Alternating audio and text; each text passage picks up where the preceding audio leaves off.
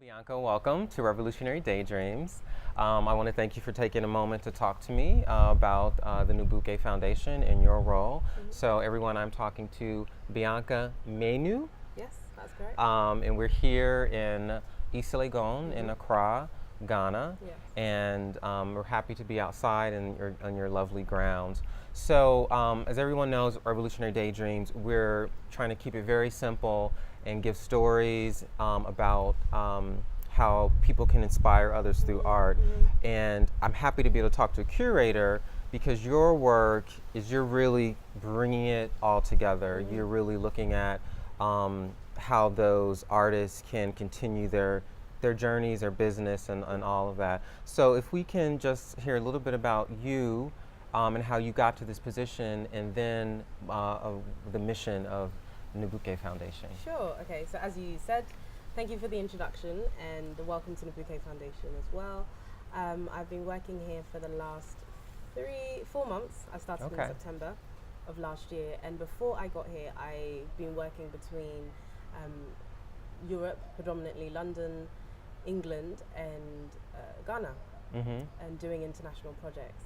Okay. And I've always International worked projects in the arts? in the arts. So Okay. the areas in particular in the arts that I work in are theatre, music, film photography, and art. So it's quite a wide range. Wow. And in terms of my experience, I initially started off doing music journalism in England, covering a lot of events, then went on to running a night with three friends, good friends, and we also had a stage at a music festival. Then I went on Lovely. to producing live acts, so music festivals at different stages, and then also was working as an assistant for a curator for an environmental arts organisation where I worked for 5 years, and then became curator and curated the biggest project.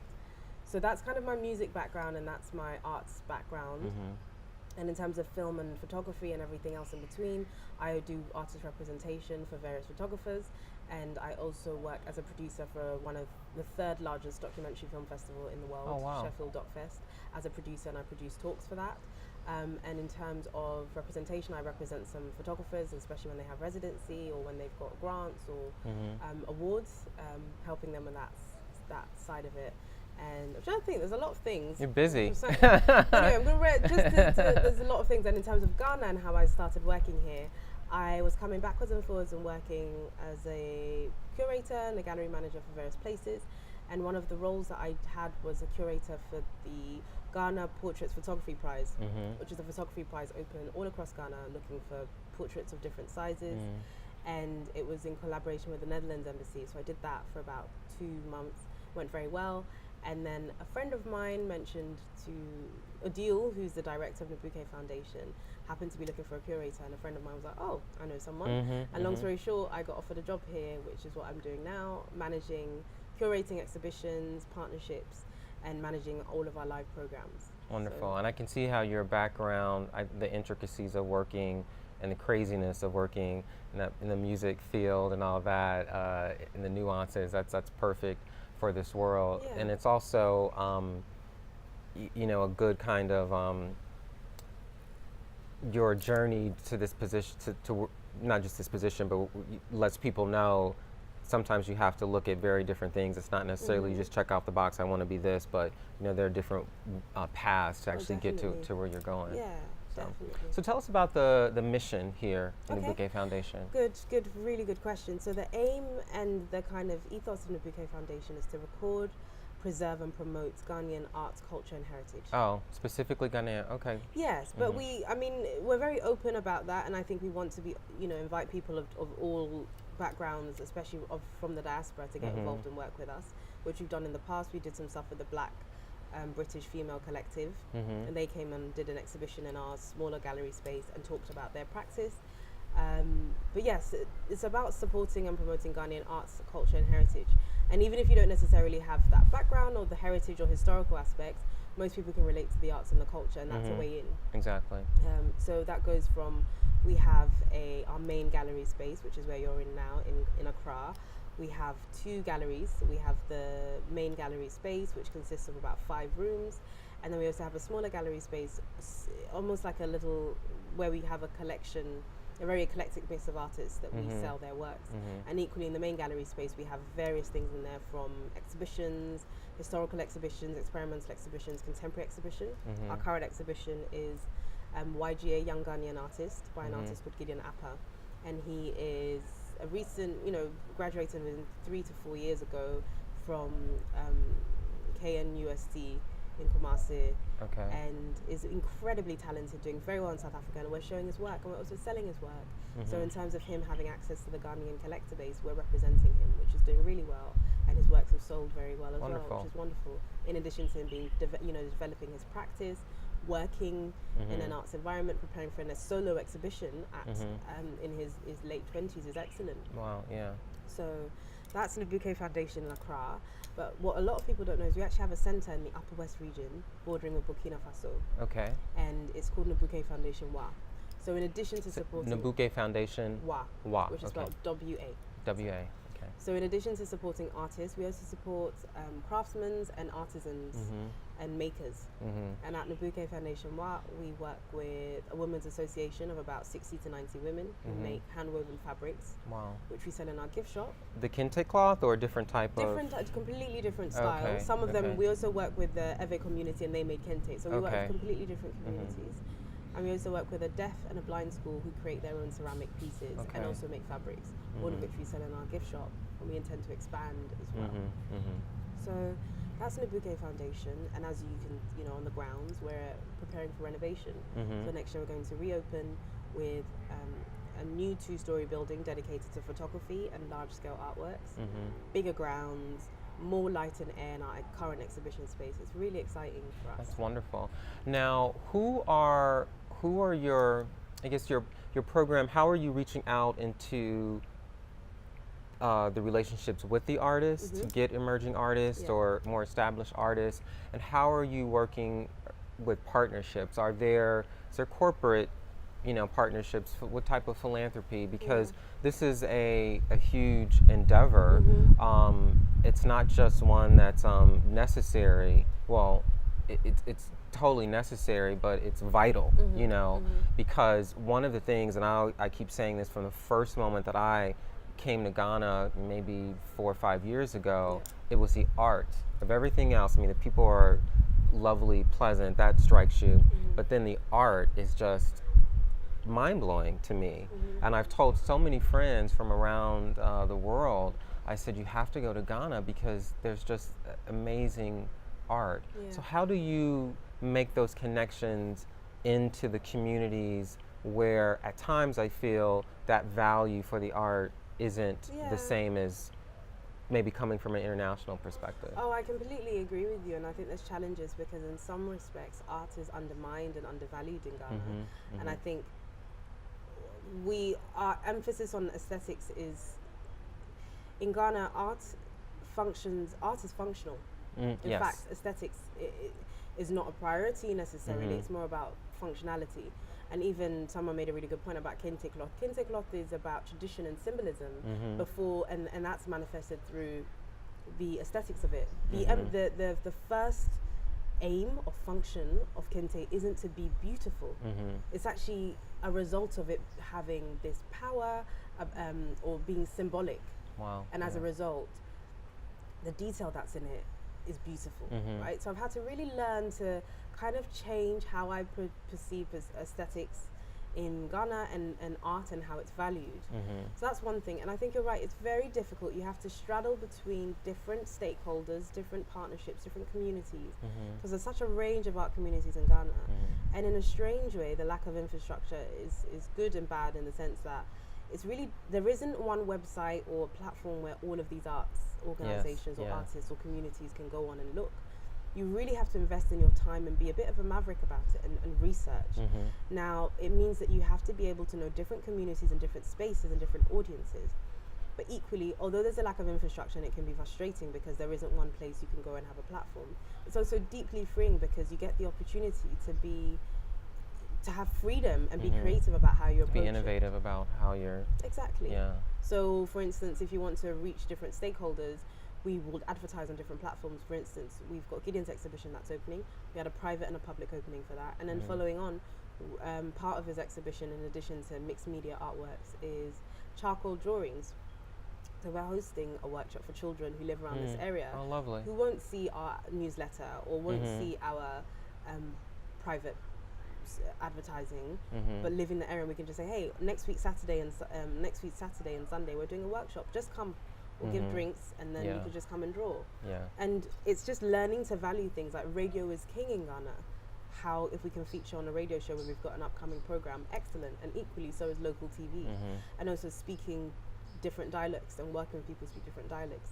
So I speak Tree as well, badly, but I speak Tree. Not badly, I'll give myself some credit. You speak it better than I do. Okay, well, I'll take it. I'll take that. That's good.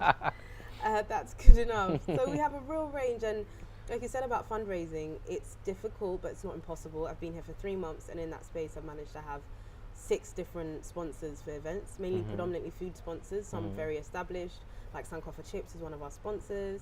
Honeybee Drinks make natural fruit juices, and they use honey as a sweetener.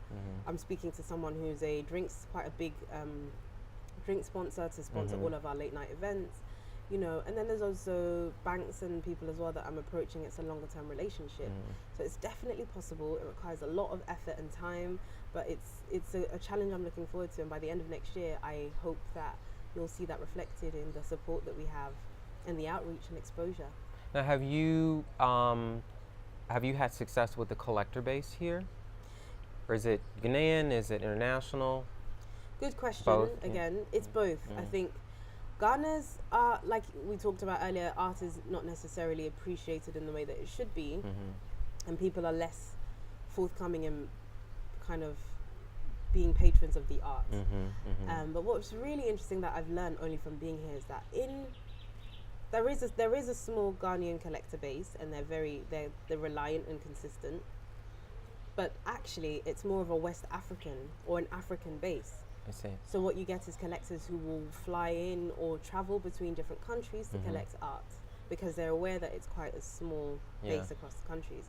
So for instance, this year in November, Nubuke Foundation went to Art X Lagos, the first art fair in West Africa. For instance, in Lagos, they really support art. They've got a massive collector base, and they're willing to, be supportive of it in that respect. And from that, we've got collectors, but also Nubuke Foundation has been around since 2006, so for 11 years, and it has its own collector base. What we're doing though is changing the types of arts that we offer to our collector base. And as you can see in our new gallery, the smaller space, the artworks in there are very contrasting to what we have in our main gallery space. From contemporary to more kind of established ideas and notions of art in Ghana. And we have to cater to both audiences. And the great thing is our audiences are very, very loyal and will support. Over 3/4 of Gideon's exhibition has been successfully purchased already, which is great for him as a young Ghanaian artist, and launching himself and establishing his market in Ghana and West Africa. Excellent. So there are people here who will and do support, and there's more and more people traveling between the world, diaspora, Ghana, West Africa, who are willing to purchase and support. So it's an exciting time. Now, it's interesting because, the artists and particularly your program or programs and galleries, are on this cutting edge of a voice of whatever the arts are the artist is trying to evoke or to get out there. I was having this conversation with someone earlier about, it's very turbulent times in the world. No matter which side you want to look at it, turbulence is the word I will use.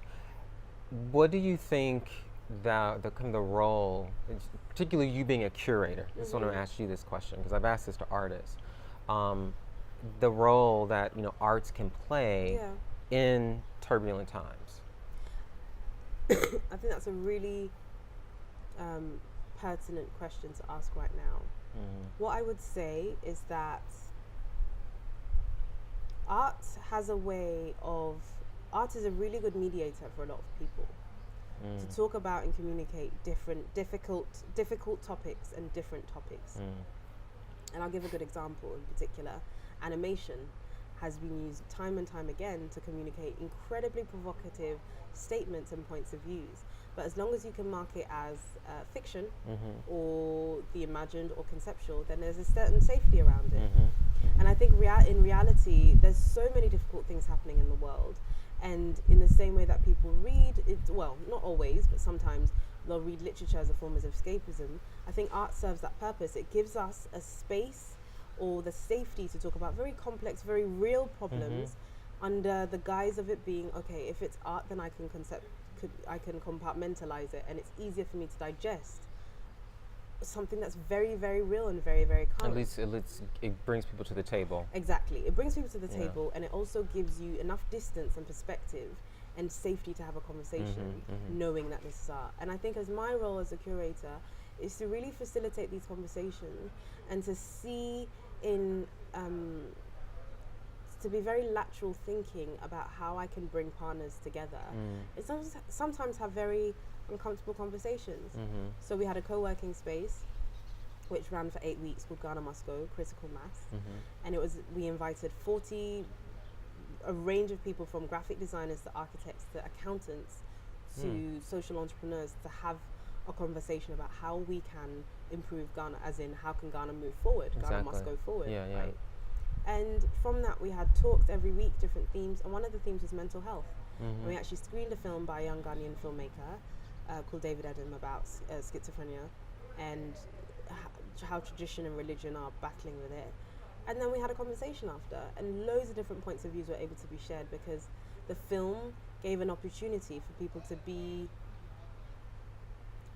to step outside of themselves and see objectively, you know. And I think that's what the function of art is, and that's why it's incredibly important.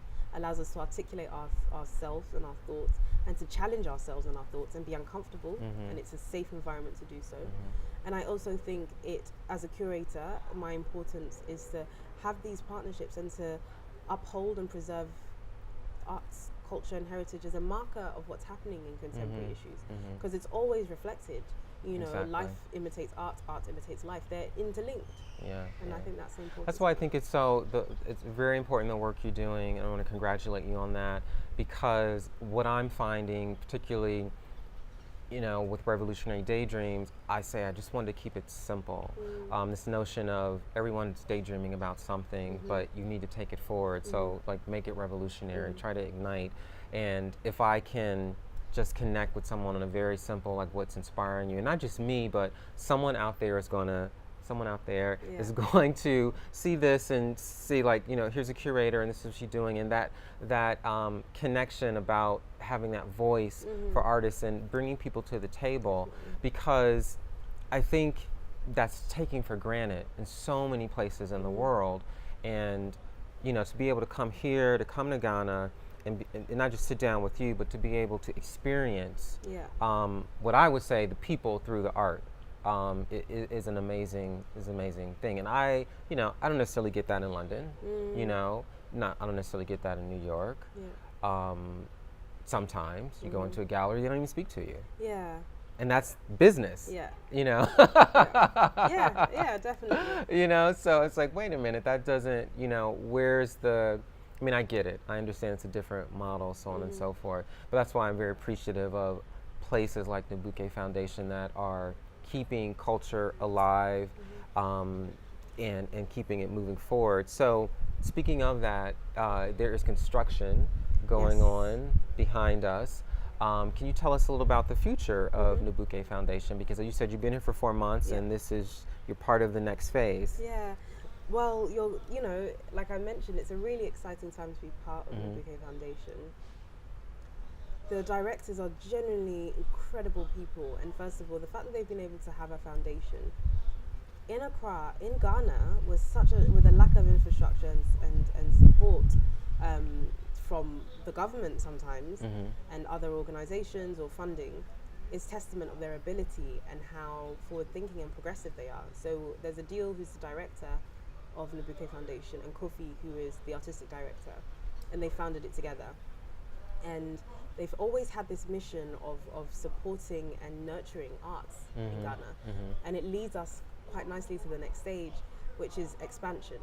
So one of the things we really want to do is showcase more photographic works, and photography as art, as well as a form of archiving, because it forms it complements our ethos of preserving our history and our culture, and it also serves as a form of art, right? Exactly. Yeah. And so this new space will have a 2-story build on our beautiful grounds that will house photographic exhibitions and photographic works, and also house larger scale artworks that we have, so we can be more adventurous and experimental with it. And in addition to that, we will renovate our general grounds. We'll have bigger grounds, more space, more greenery, which we already have. And the idea of that is that we can have outdoor exhibitions. Yeah. We can do more outdoor events. We can host talks. We can do outdoor film screenings, theatre productions, which we've also done outside, immersive ones. And also just to have a space for people to come and sit. Because actually in Accra, it's quite difficult to find green spaces. Yeah. Or even to just walk around. And we really pride ourselves on being an oasis in the city. So that's kind of what we're doing. So in addition to expanding the green space, in addition to having the 2-story photographic exhibition space, and our current main gallery space, we will have more lights in there. We'll have a roof terrace as well. We're just stepping it up. Wonderful. Well, I look forward to coming back and visiting you when that's done and seeing more of the fabulous exhibits you're doing. I wish you the best of luck. And could you let everyone know we find you where? What's your website? So you can find us at www.nubukefoundation.org. And for our social media, Twitter, it's at Nubuke Foundation. Facebook, it's www.facebook.com/Nubuke Foundation. And yeah, that's how you can get in touch with us. Oh, perfect. So again, thank you so much for taking this time with me, and Pleasure. I'll be back. Definitely.